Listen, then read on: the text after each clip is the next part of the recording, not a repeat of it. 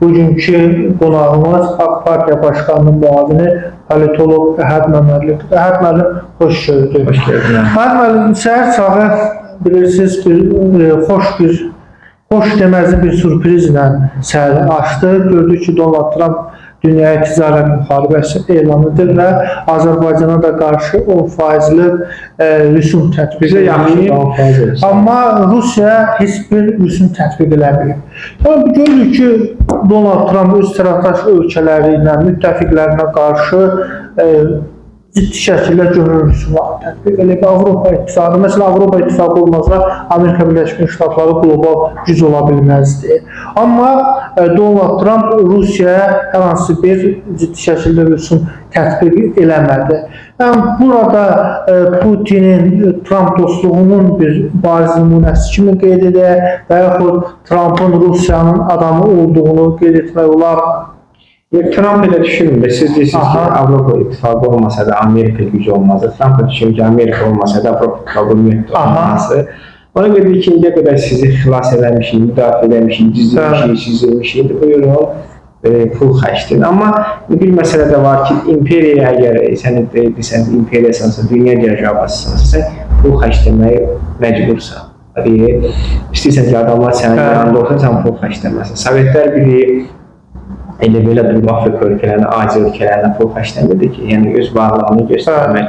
Amma indi Amerika Birləşmiş Ştatları görür Trumpın dövründə Monroe doktrinasına qayıdır. Monroe doktrinası ki, vaxtilə aparılan müharibələrindən sonra qol çəkildi ki, Amerika Birləşmiş Ştatları öz qitəsinə cavabdehdir, Avropa ölkələri müdaxilə edə bilməz. Amerika qitəsini istər Şimali Amerika olsun, istər Cənubi Amerika olsun. Amerika'da eyni Avropa məsələləri. İndi yeni dünya siyasi nizamda mümkündür. İndi görünür ki, bir pul verməsəz, mən sizə belə deyək ki, daha havayı bedava ilə müdafiə edən dövrəmlə belə deyək, o rüsumları tətbiq edən deyirəm, buyurun, pul xərcləyin, əziyyət çəkin, belə deyək, tərləyin, ondan sonra bizim müdafiəmizi görəcəksiniz və yaxud da əks halda ehtiyac duymuram. Çünki artıq bunu dünyada da, dünya belə deyək də, mediasında da, dünya belə deyək, analitikasında belə bir şey var. Artıq dünya mərkəzi Sakit Okean belə deyək, regionuna gedir və dünya məsələləri artıq Sakit Okeanda orada deyil, belə deyək, həll olunacaq. Artıq Amerikada gücünü ora belə deyək, sərf edəcək. Çinə qarşı və yaxud da ümumiyyətlə Sakit Okean hövzəsində belə gücünü belə deyək, daha da genişləndirəcək. Amerika zaten Amerika Birləşmiş Ştatları Sakit Okeanda böyük gücü var. Yaponiyada olsun, Tayvanda olsun, hərbi bazaları var, donanmaları var. Görünür artıq belə deyək ki, diqqəti ora yönəldi Sakit Okean hövzəsində. Ona ki, Avropa və yaxud da Yaxın Şərq yavaş-yavaş ikinci mərhələyə çəkilir. Amma düz hələlik bunu demək tezdir, erkəndir. Amma ən az Avropa-Amerika münasibətlərini biz görə bilərik ki, Trump Amerikası üçün Avropa artıq belə deyək, əsas belə deyək, meydança deyil. Rusiyaya niyə güzəştdə o rüsum tətbiq eləmədə olmalıdır? Bilirsiniz, görünür Trump'ın Putin Rusiyasına simpatiyası var. Onları bilirsiniz, avtoritar liderlərin bir-birlərinə simpatiyası. Hətta bəzən deyək ki, 2-ci Dünya Savaşı'ndan qabaq Stalinin Hitler'e belə simpatiyası vardı və Hitler'in belə deyək, etdiyi addımları daxildə Stalin özdə eseydə tədbir edir. Onun avtoritar liderlərin bir-birlərinə simpatiyaları var. İndi bilirsiniz, dünya belə deyək, bölünüb lider baxımından. Çünki avtoritar liderlər bir-birlərinə daha anlaşırlar, yaxşı. Amma Hitlerdən də Stalin müharibə elədi. Sonra müharibə elədi. İndi Trump Putinə növbəti hücum eləyə bilərmi? Düşünmürəm Trump Putinə növbəti hücum eləsin. Çünki Putin də Hitlerdə kimi alınmadı. Hitler rahat şəkildə Avropa qitəsini götürdü. Amma Putin bir dənə Ukraynada düzdür, qalib durumda çox güman ki, qələbə çalacaq. O ərazi qopardacaq Ukraynada, zaten qopardacaq. Amma Əhəd bəy, 4 il ərzində 3 ildə müharibə gedir, amma 4 vilayəti tam işğal edə bilir. Yəni, işğal edə bilmirdən ki, işğal edə bilmir. Lugansk vilayətində tam elə 100% işğal, 99% elə qalıb. Amma yenə də biz ərazi götürür və Rusiya hərbi baxımdan, hərbi potensial baxımdan güclənmədə davam edir. Artıq Almaniyanın kəşfiyyat mənbələri bildirir ki, bu davam etsə, Rusiya artıq yaxın müddətdə bir neçə Avropa ölkəsi ilə müharibə etmək gücündə olacaq. Çünki Rusiyanın bu müharibə belə deyil. Rusiyanın mənfiliklər gətirdi, amma müsbətliklər gətirdi. Nə mənada Rusiya ordakı boşluqlarını gördü, onları düzəltdi. Hərbi sənayesi artdı. Məsəl üçün, əgər 2022 müharibəsindən qabaq Rusiya ilə cəmi 300 tank istehsal edirdi ki, artıq bu mini keçib.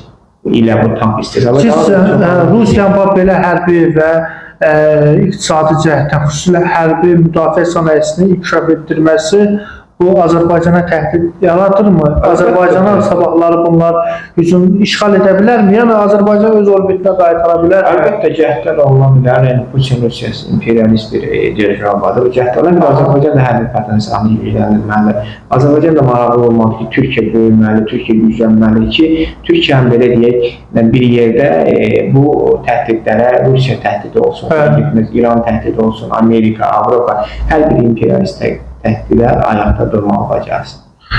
Aydındır. Qeyd elə bu bilirsiniz ki, İranla bağlı məsələ daha da kəskinləşir. Həmçinin İsrail də artıq Suriyaya qarşı hərbi əməliyyatlar həyata keçirib. Türkiyə ilə İsrailin Suriyada toqquşma ehtimalı varmı? Əgər bu Suriyada Türkiyə və İsrail toqquşarsa Azərbaycan mövqeyi necə ola bilər? Çünki Azərbaycan həm İsraillə strateji tərəfdaşdır, həm də Türkiyə ilə biz müttəfiq. Bu sual verilməsi mənə ki, Azərbaycanda təbii Türkiyə yanında olmalı. Kimin yanında olacaq ki, Azərbaycan bu qeyri-şərtsiz belə olmalıdır və Türkiyənin İsraillə toqquşma doğru gedir. Mən bunu əvvəllər də demişim. Ona doğru gedir. Biz Palmiriyada Türkiyəyə böyük bir hərbi bazadır. O hərbi baza ki, belə deyək, böyüklüyünə görə Amerikanın yaxın şərqdə qurduğu hərbi bazalara uyğundur və Türkiyədə xəbərdarlıq edib artıq bu hərbi baza, təhlükə, o saat direkt olaraq, ümumiyyətlə Suriya dövlətinə ərazi iddiaları, Suriya ərazinin işğalı Türkiyə olaraq cavab veriləcək və bəzi məlumatları təsdiq edilib, güya Palmiriya İsrail zərbə endirib və 3 Türkiyə mühəndisi xəlaq olub, düz barədə rəsmi təsdiqini tapılır. Əgər bu olsa, bu böyük bir skandaldır, beynəlxalq skandalı və bu Türkiyə-İsrail qarşıdurulmasını belə deyək, yaxınlaşdırır. İsrail artıq düz Amerikaya çox güvənir, amma tam artıq belə deyək ki, İranla eyni vaxtda da Türkiyə ilə qarşıdurma yerinə düşünürlər, amma hansı o beyin təfəkkürünün. Burada Türkiyə ilə İran müttəfiq ola bilər? Ola bilərlər, bəli, ola bilərlər və bir Həması belə meydandan sırada çıxara bilməyən İsrail hərbi maşını necə eyni vaxtda İranla və Türkiyənin adi belə Türkiyə ilə İranla eyni vaxtda olmasın, ayrı-ayrı vaxtlarda hansı ağılla toqquşmaya gedir, Amerikaya güvənir. Bəli, Amerika dünyanın bir nömrə geografiyasını yenə. Amma Amerika həmən Amerikada Əfqanistanlar təyyarələrə minib qaçdılar və Amerikanlar Əfqanistanlardan o məşhur kadr var. Təyyarələrə qaçanda onları mühafizə edən Türkiyə və Azərbaycan hərbiçiləri. Çünki Əfqanistanda məhz Türkiyə və Azərbaycan hərbiçilərinə mücahidlər işləri yoxdur. Müsəlman ölkələrdir, onlara güllə atmadılar. Və Amerika həmən o Azərbaycan və Türkiyə hərbiçilərinin müdafiəsi altında Əfqanistanı tərk etdilər. Yəni Amerikaya nə qədər də güvənsən də İran, Türkiyə, yəni bu qarşıdurmada Amerika girişsə belə bu Amerika və İsrail tandeminin qələbə qazanması anlamına gəlmir. Çünki meydan sən okeanın o tayında gəlirsən, müharibə aparırsan və Türkiyə və İran kimi iki böyük dövlətdən Amerika olmasan, istəyirsən, nə bilim, Mars olub, burada qələbə çalmaq mənə qeyri-mümkündür. Aydınlığında qeyd edirsiniz ki, yəni əgər müharibə başlasa Türkiyəyə qarşı, burada İranla Türkiyə birgə çıxış edə bilər. Burada bir məsələ var. Bəlkə yəni İranla toqquşmada Amerika Türkiyənin razılığa gələ bilər və yaxud da Türkiyənin toqquşmada İranla razılığa gəlir. Bu da ola bilər.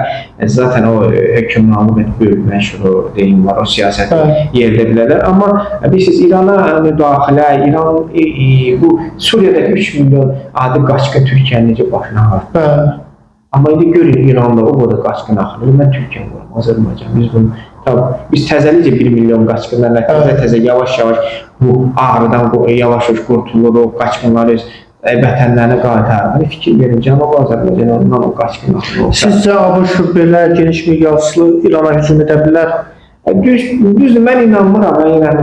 Amerika-İran müharibəsinin geniş miqyaslı, uzun müddətli olduğunu inanmıram. Hansı zərbələr endirə bilər. Amma bu uzun müddətli və geniş miqyaslı olduğunu düşünmürəm. Çünki mənim fikrimcə İranın zəiflətməsi, sıradan çıxarılması Qərbin tarixi baxımdan maraqlarına cavab verir. Çünki İran təsəvvür edən sıradan çıxarıldı.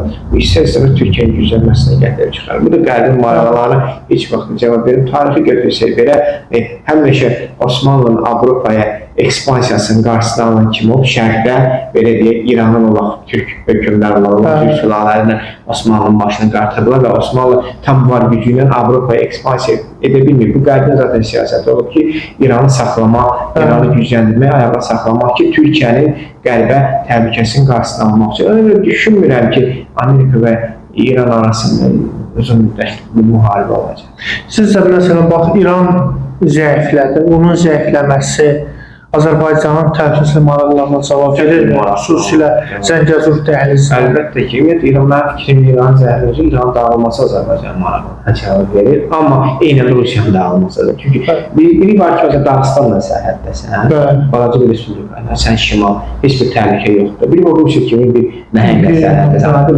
mı? Və yaxud da biri var ki, məsələn, Cənubi Azərbaycanla qonşusan, biri var ki, İranla. Yəni bilirsiniz bu, amma mən düşünmürəm ki, Qərbin elə planı var ki, İranı dağıtmaq. Qərb ən yaxşı halda İrandakı rejimi dəyişir və onun yerinə məsələn yenidən Fars millətçiləri gəlir. Və Fars millətçilərin dövründə də təxliyələrin dövründə İranda türklərin daha çox hüquqları pozulur ki, nəinki indiki dövrdə. Ona görə biz belə deyək, yağışdan yağmura düşəcəyik. Sizcə bu maraqlı bir məsələyə gəlir. Sizcə indi Azərbaycanın hazırki maraqlarına indiki rejim cavab verir, yoxsa Fars millətçilər, Pəhləvilər kimi gəlsələr. Bilirsiniz ki, indikilər oradakı hakimiyyətdə olanlar Azərbaycanlılardır, prezident, Azərbaycanlı, İran alim, dini lideri, Azərbaycanlı, Sepahın və ordunun baş qərargah rəisləri, Azərbaycanlılar və çox belə maraqlı bir prosesdir. Amma orada da Güney Azərbaycanda da Azərbaycanın hüquqları çox surətdə də pozulur. Sizcə müdaxilə olundu, xalq müəyyən dərəcədə ayağa qalxdı Güney Azərbaycanda. Qərbdə İranın federallaşmasına və yaxud parçalanmasına bir dəstək verdi. Güney Azərbaycan Cümhuriyyəti yaradılması mümkündürmü? Azərbaycanla birləşər, yoxsa orada da müstəqil bir dövlət yarada bilirlər. Şimali Koreya, Cənubi Koreya kimi Güney Azərbaycanlar məsələn Şimali Azərbaycana bir düşmən obrazında təqdim edə bilərlər. Məsələn, Qərbin əlində belə bir alət ola bilərmi? Siz inanmıram ki, Cənubi Azərbaycandan olsa bizə düşman olacaq. Yəni ki, bu mümkündür. Çünki Şimali Koreya və Cənubi Koreya haqqı ideoloji bir müstəvidə qarşılanmadı. Amma Cənubi Azərbaycan hansı bir ideologiya qurulmalı ki, Şimali Azərbaycana və indiki Azərbaycan təhlükə olsa, o ki, qaldı İranda türklər idarə edir. Bu bizim İran prezidenti Türk dilində prezidentə cavab dedilər ki, Fars dilində də, o da Türkiyə bu iki dənə Türk dilində deyiləm, burada da prezidentə belə təhdid elədilər ki, xəbərdarlar, təhdid edən xəbər. Yəni, İranda prezident o qədər böyük səlahiyyətlərə malik deyil. O ki, daha dini liderə, mənim fikrimdə Xamneyi Türk deyil, o biraz təbliğat, yanlış təbliğat, Farsda. Sadəcə o Türk kəndində anadan da belə. Səfərləmiz o Farsda, amma nəysə, tam o Türkdür. Amma bilirsiniz, İranda onlar hamısı İran dövlətçiliyinə xidmət edirlər. Yəni, belə deyil, Fars imperialist düşüncəyə xidmət edirlər. Türk olsun, nə olsun, Nərman Narman da Türk idi, Əli Heydər Qarayev da Türk idi, amma qoşunlarının orada buraya dəvət edənlər olub. Yəni, biz bilirsiniz, biz həm də insanların ideologiyasına, yəni, belə deyil, bir baxmalıyıq. Onlar hansı milli kimlikdən olmasına yox. Ola bilir ki, sənin milli kimliyindən, amma sənin ideologiyana ziddir. Amma ola bilir ki, sənin milli kimliyindən deyir, amma sənin ideologiyana cavab verir.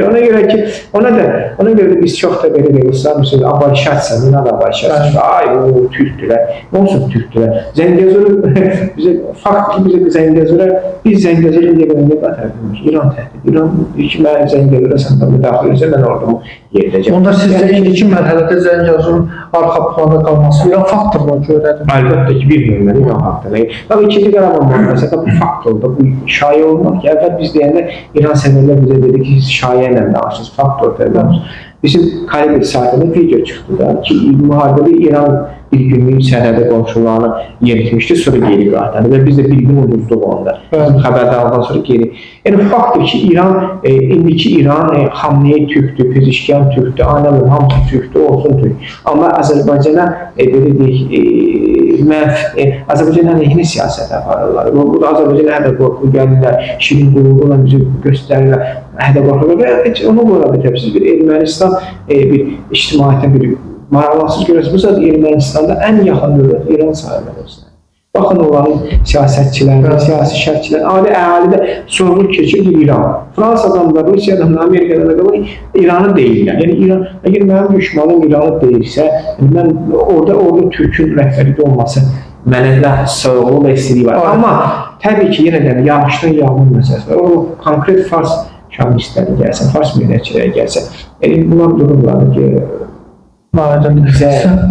İndi əgər Trump və İsrail, Amerika, İsrail İrana qarşı hərbi əməliyyatlar keçirsə, bombalasalar, məsələn, İran Türkiyəni hədələyib və deyir yaxın region, Azərbaycanın da hədəsi. Onlar da bizə də təhlil. Zaten bizdə ki, sərhəddə İsraildən onlarla bizim əraziləri istəyirsiniz, Azərbaycanla bana imkan verir. Amma bir şey var, İran'a da böyle rahatsızlanmalıdır ki, eyni cəhbədə hücumumuzu uşa bilərlər. Türkiyə bir tərəfdən, Azərbaycan bir tərəfdən. Ona görə mən şunu bu hədə qorxudur. Və İran bizə də hədə qorxu üzrə çox hədə qorxudur. Və qorxuları yerinə yetirə bilmir.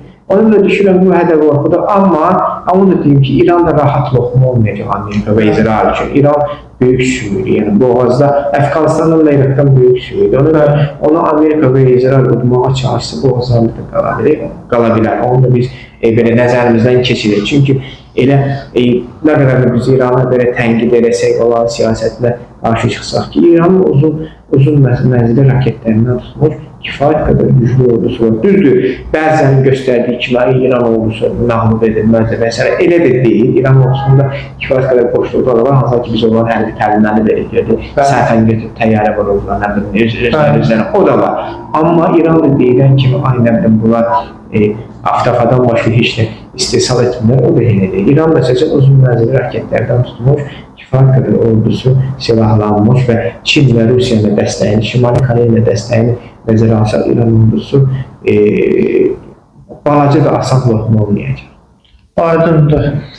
Bir də axırıncı sualımı vereyim. Sərhədlərin bilirsiniz bağlanması Azərbaycanda neçə ildir davam edir. Yəni, bunu pandemiya ilə bağlı əlaqələndirirlər və bu həqiqətəndir pandemiya və yaxud da müəyyən xarici təhlükələrə qarşıdırmı və ehtiyac varmı ki, bu sərhədlər bağlansın, qapalı sağlansın? Siz dövlət siyasətləri ehtiyac var, bu sahədəki o hadisələr və s. Dövlət başçısı çıxışında bir təhlükə var. Onlar bilsin, bu təhlükələri var. Biz deməli, ondan da olsa dövlət görevliləri bilir. Amma burada bir məsələ var. Siz baxın, sən əgər bir məsələni həll edilmək istəyirsənsə, o birisi problemi həll edəməz. Dövlət təhlükəsizlik bəli, bu məsələ əsas olmalı hər bir ölkə üçün. Amma həmən o sərhəd ziyanı ərazide yaşayan əhalilə düşünürsən. Onların çörəkləri cənub zonası İranla ticarətdədir.